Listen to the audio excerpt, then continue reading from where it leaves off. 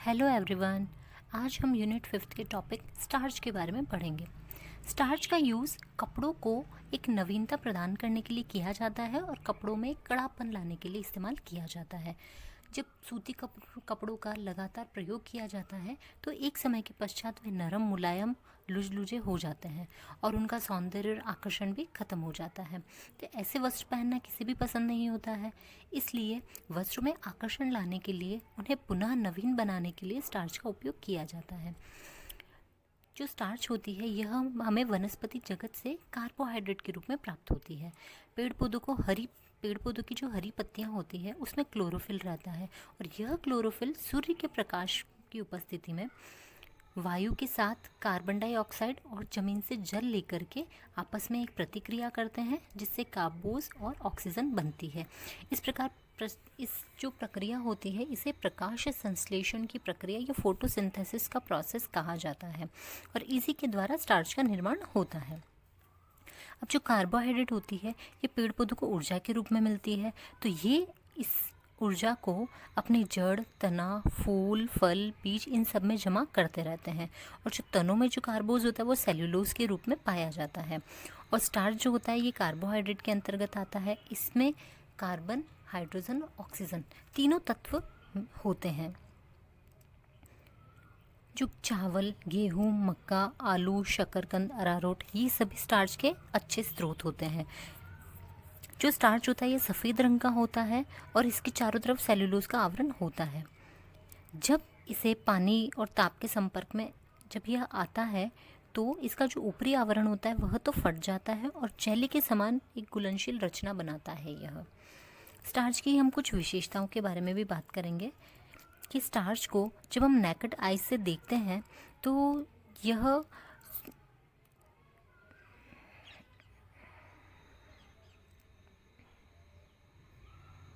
अब हम बात करेंगे स्टार्च के विशेषताओं के बारे में।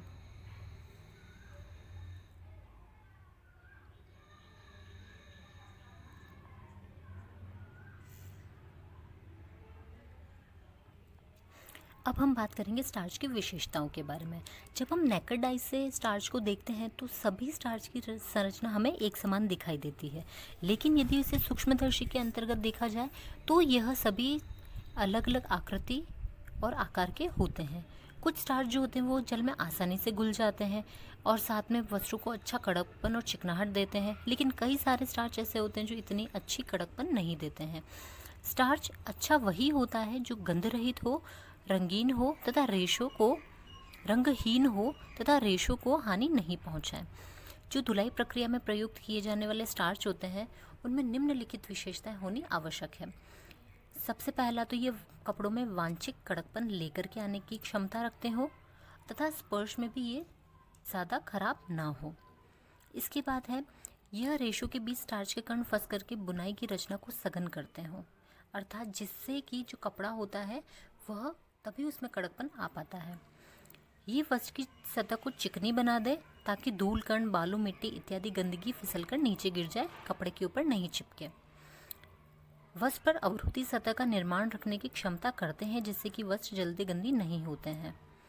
वस्त्र में चमक, ताजगी, नवीनता और नमनीयता लाने की क्षमता रखते हो। स्टार्च का प्रयोग करना अत्यंत आसान और सहज होना चाहिए। जब चाहे तब इसे आसानी से बिना किसी झंझट के कपड़ों को हम कलफ दे सकें, इतना इजी यूज़ इनका होना चाहिए। ये रंगहीन होने चाहिए, गंधहीन होने चाहिए। इससे वस्त्र के तंतु की रचना, आकार आदि प्रभावित नहीं होनी चाहिए। इस प्रकार से यह एक अच्छे स्टार्च की विशेषताएं होती है। अब हम बात करेंगे स्टार्च के प्रकार के बारे में। जो स्टार्च होती है विभिन्न प्रकार की होती है और धुलाई कला में जिनका सबसे ज़्यादा उपयोग किया जाता है हम उन्हीं को डिस्कस करेंगे। सबसे पहला है गेहूं का स्टार्च।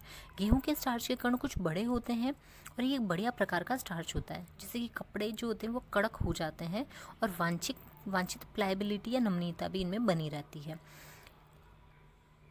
किंतु ये स्टार्च महंगे होते हैं और साथ में जो गेहूं है यह प्रमुख खाद्य पदार्थ है, इसलिए इसका प्रयोग स्टार्च के लिए कम किया जाता है।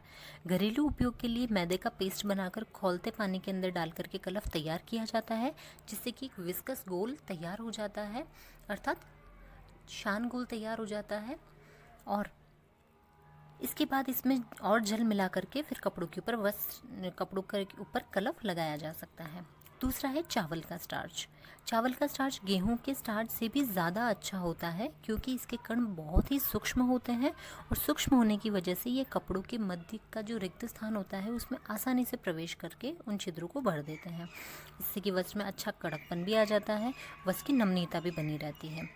चावल के स्टार्च में बोरिक पाउडर तथा मोम मिला दो तो वस्त्र के ऊपर अच्छी ताजगी और चमक आ जाती है। चावल का स्टार्च तैयार करना भी बहुत सरल विधि होती है। चावल को सबसे पहले खोलते हुए पानी के अंदर पकाया जाता है जिससे कि ये पक करके अच्छे से बन जाते हैं। इसके बाद इनकी मांड को पसा करके भात से अलग कर लिया जाता है और फिर इसके बाद इसके अंदर कपड़ों को डाल करके और कलफ चढ़ाया जाता है। इसमें जितनी आवश्यकता हो उस हिसाब से पानी मिलाने के पश्चात ही इसे इस्तेमाल किया जाता है। अब हम बात करेंगे अरारोट के स्टार्च की।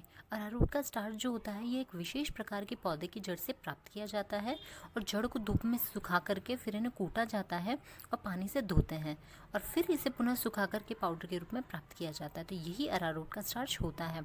अरारोट के स्टार्च की जब कलफ तैयार करनी होती है तो सिर्फ इसे थोड़े से जल में लेकर इसका पेस्ट बनाते हैं और बाकी खौलते हुए पानी के अंदर इस पेस्ट को डाल करके कलफ तैयार कर देते हैं। लेकिन इसमें एक समस्या यह रहती है कि जो अरारोट का पाउडर होता है ये बहुत ही बारीक होता है। यदि इसे बराबर रूप से नहीं हिलाया जाए तो यह अरारोट के जो पाउडर के दाने होते हैं ये बर्तन की तली में जाकर के बैठ जाते हैं। इसलिए जब तक कि इसका कलफ तैयार नहीं हो जाए तब तक इसे अच्छी प्रकार से हिलाते रहना चाहिए और जब एक गाढ़ा और पारदर्शी घुल बन जाता है तो इसे आँच से उतार करके फिर कपड़ों पर कलफ चढ़ाया जाता है। अगला है मक्के का स्टार्च। इसके स्टार्च के कण मध्यम आकार के होते हैं और वस्त्र के ऊपर बहुत अधिक कड़ापन ले आते हैं। साथ ही वस्त्रों की जो नमनीयता होती है वो भी नहीं बनी रहती है। ठीक है, और जो वस्त्र होते हैं ये बहुत ही कड़क कठोर हो जाते हैं, इसीलिए मक्के के स्टार्च का उपयोग नहीं किया जाता है।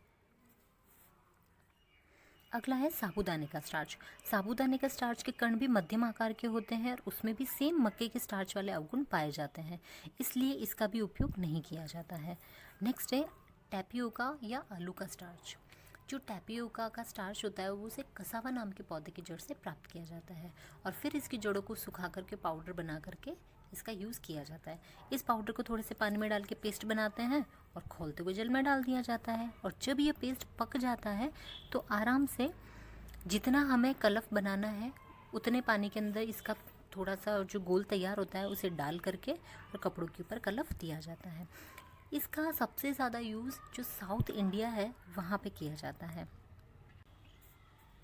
आलू के स्टार्च से भी कलफ तैयार किया जाता है और इसके स्टार्च के कण जो मध्यम आकार के होते हैं। ठीक है, इसके लिए आलूओं को छील करके दबा करके इनका गाढ़ा गाढ़ा दूध निकाल लिया जाता है और इसके बाद इस गाढ़े पदार्थ को अधिक पानी में डाल करके उबालते हैं। जब ये पक जाता है और मिश्रण पारदर्शी हो जाता है तो इसमें आवश्यकता के अनुसार ठंडा पानी मिला करके वस्त्रों को कलफ दिया जाता है। ठीक है, इस प्रकार से इन सभी का इस्तेमाल किया जाता है। अगला है गोंद का स्टार्च। गोंद बबूल के पेड़ से प्राप्त किया जाता है। जिन वस्त्रों में हल्का कड़कपन लाने की ज़रूरत होती है उनके लिए गोंद का कलफ सबसे बेस्ट होता है। रेशमी, कीमती और बहुमूल्य जरीदार या गोटे वाले वस्त्रों के लिए गोंद के कलफ का प्रयोग किया जाता है क्योंकि दूसरे स्टार्च का अगर यूज़ करेंगे तो उससे इनके ऊपर सफ़ेद सफ़ेद दाग पड़ जाएंगे और शिफॉन के कपड़े पे भी अगर किया जाए तो उस पर भी दाग पड़ जाते हैं, इसलिए इन पर गोंद का कलफ किया जाता है। इसके लिए 30 ग्राम गोंद लिया जाता है और 1 लीटर पानी में डाल करके इसे अच्छे से उबाल लिया जाता है। क्योंकि गोंद जो होती है इसके कुछ बड़े बड़े पीसेस होते हैं, इसलिए इन्हें कूट करके डालना चाहिए ताकि ये आसानी से एक गोल बना लें। जब इसका गाढ़ा घोल तैयार हो जाता है तो इसको ठंडा करके शीशी या डिब्बे में भर लेते हैं और आवश्यकता अनुसार ठंडे पानी में मिला करके कलफ दिया जाता है कपड़ों को। अगला है रासायनिक स्टार्च। कुछ रासायनिक पदार्थों के प्रयोग से भी स्टार्च बनाया जाता है, लेकिन इनका प्रयोग बहुत ही कम किया जाता है। बेरियम सल्फेट और कैल्शियम एल्जिनेट का गाढ़ा पेस्ट तैयार किया जाता है और इसके बाद इससे स्टार्च बनाया जाता है। यह कपड़ों के अंदर बहुत ही अधिक कड़कपन और नमनीयता ले आते हैं, इसलिए और जिसकी वजह से जो कपड़े होते हैं वो कई बार धुलाई के बाद भी अच्छे प्रकार से कड़क रहते हैं। अगली है व्यापारिक स्टार्च। व्यापारिक स्टार्च को तैयार स्टार्च या रेडीमेड स्टार्च भी कहा जाता है। इसका जो निर्माण होता है ये लार्ज स्केल पर किया जाता है और मार्केट में हमें प्रिपेयर्ड ऑलरेडी प्रिपेयर्ड स्टार्च ही मिलती है, जो लिक्विड फॉर्म में, पाउडर फॉर्म में या दाने के फॉर्म में हो सकती है। इसके लिए हमें कुछ भी नहीं करना होता है। जब हमें कलफ चढ़ानी है तब पानी के अंदर डायरेक्ट इस घोल को, पाउडर को या दानों को मिला करके, हिला करके हम इस्तेमाल कर सकते हैं। अगली है ब्रिटिश गोंद का कलफ। यह गोंद कृत्रिम विधि से तैयार किया जाता है। इसमें स्टार्च को रासायनिक विधि से डेक्स्ट्रीन में बदला जाता है। इसका प्रयोग करना बहुत ही सरल एवं सहज होता है, क्योंकि यह ठंडे पानी के अंदर भी शीघ्रता से घुल जाता है। इसलिए अब हम बात करेंगे स्टार्च को किस प्रकार से तैयार किया जाता है, उसकी विधियों के बारे में। तो स्टार्च को 2 प्रकार से तैयार किया जाता है, गर्म विधि से, दूसरी ठंडी विधि से। गर्म विधि के बारे में हम सबसे पहले बात करेंगे, जिसमें हमें निम्न सामग्रियों की आवश्यकता होती है, जैसे कि स्टार्च, बोरेक्स पाउडर, ठंडा पानी, उबलता पानी और मोम। गर्म विधि से तैयार की जाने वाली स्टार्च की जो विधि है, उसमें सबसे पहले एक बर्तन में ठंडे पानी के अंदर स्टार्च, बोरेक्स पाउडर, मोम को मिला करके एक पेस्ट बना लिया जाता है और इसी पेस्ट को खौलते हुए पानी के अंदर डाल करके अच्छे से हिलाया जाता है, जब तक कि सारा का सारा पेस्ट जो होता है वो पारदर्शी गोल के रूप में ना बन जाए, तब तक इसे अच्छे से हिलाया जाता है। अब इस कॉलॉइडल गोल में शीघ्रता से इतनी मात्रा में ठंडा पानी डाला जाता है और चुटकी भर नमक डाल दिया जाता है और फिर इसे अच्छे से हिलाते हैं। नमक डालने से जो कलफ का चिपचिपापन होता है वह समाप्त हो जाता है और इस पर आसानी से प्रेस की जा सकती है।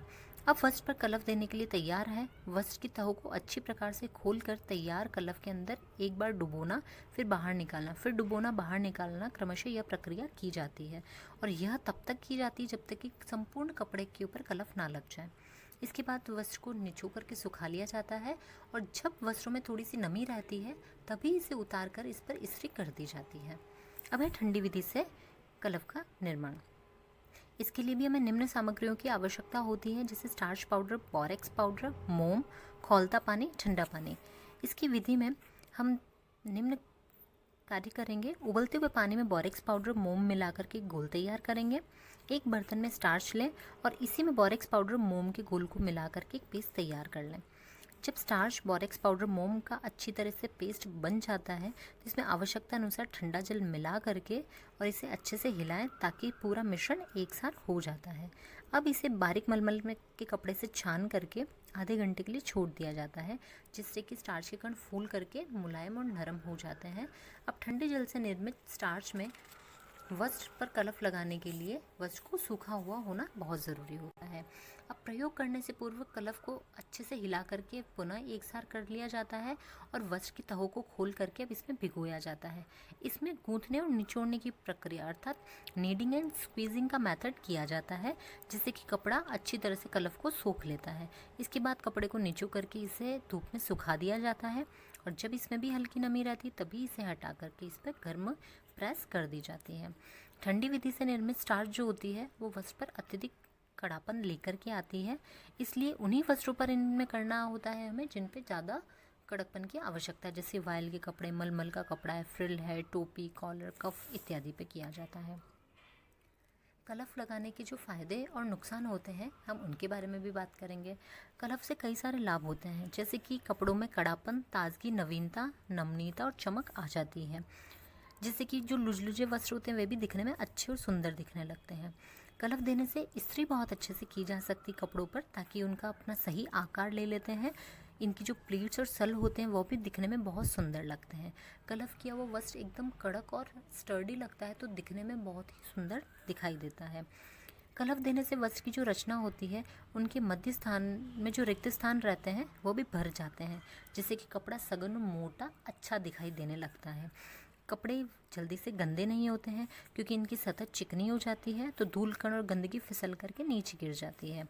कलफ लगे हुए वस्त्र धुलाई के बाद कलफ लगे हुए वस्त्रों को अच्छे से इनकी धुलाई की जा सकती है, क्योंकि ये बाहर से ज़्यादा गंदे नहीं होते हैं, इसलिए इन बहुत ही कम मेहनत के साथ इन कपड़ों को धोया जा सकता है। कलफ लगे हुए वस्त्र में ज़्यादा सिकुड़ने और सलवटें भी नहीं पड़ती है। व्यक्ति बहुत सुंदर लगता है और उसके व्यक्तित्व में निखार आ जाता है। जो वस्त्र धोने पर पुराने, बेजान, छिद्रदार, लुझलुझे से हो जाते हैं उन्हें भी कलफ का प्रयोग करके जीवंत, नवीन, सघन और ताज़ा बनाया जा सकता है और फिर से कपड़ों को हम रीयूज़ कर सकते हैं। कलफ करने से कुछ हानियाँ भी होती हैं, जिसमें क्रमशः निम्न है कि कलफ लगे हुए वस्त्र पर फफूंद, जीवाणु, कीड़े बहुत जल्दी आकर्षित हो जाते हैं, जिससे कि ये कपड़ों को खा जाते हैं और उसके रेशों को नुकसान पहुंचाने का काम करते हैं। जो कलफ किए हुए वस्त्र होते हैं उनमें बहुत अधिक गर्मी भी लगती है। उसका कारण यह है कि जो वस्त्र के छिद्र होते हैं उसमें स्टार्च भर जाती है और हवा को अवरुद्ध कर देती है, जिसकी वजह से ज़्यादा गर्मी लगती है। और कई बार कलफ कपड़ों को बहुत ज़्यादा कड़ापन दे देती है, जिसकी वजह से ये त्वचा को भी कष्ट पहुंचाता है और कपड़ा पहनने में कंफर्टेबल नहीं लगता है। तो इस प्रकार ये कुछ लाभ और कुछ नुकसान थे। अब हम बात करेंगे वस्त्रों पर कलफ लगाते समय क्या क्या सावधानियां रखनी चाहिए होती हैं। कलफ में थोड़ी सी बोरेक्स डाल देने से कपड़ों में चमक अच्छी आ जाती है। जब हम वस्त्रों को कलफ लगाते हैं तो उसके पहले कपड़ा अच्छे से धुला हुआ और साफ होना चाहिए।